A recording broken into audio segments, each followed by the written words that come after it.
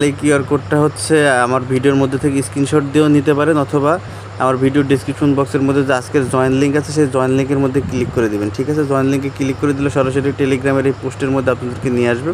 এখানে আসার পরে এই যে কিউআর কোডটা যে পিকটা আছে, এই পিকটা হচ্ছে আপনারা সেভ করে দেবেন। পিকের মাঝে ক্লিক করে উপরে 3 ডটে ক্লিক করে সেভ টু গ্যালারিতে করে দিলে হচ্ছে এই যে পিক, এটা কিন্তু সেভ হয়ে যাবে।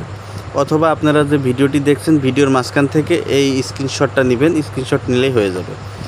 ঠিক আছে, এই ছবিটা হচ্ছে আপনাদেরকে নিতে হবে। এটা নেওয়ার পর আপনারা এখান থেকে চলে যাবেন হচ্ছে আপনাদের বাইন্যান্সের মধ্যে। ঠিক আছে, বাইন্যান্স আসার পর একদম হোম পেজে চলে যাবেন। হোম পেজে যাওয়ার পরে হচ্ছে উপরের দিকে দেখতে পারবেন একটা স্ক্যানারের একটা অপশন আছে। আপনারা এখান থেকে স্ক্যানার অপশনের মধ্যে জাস্ট একটা ক্লিক করে দেবেন।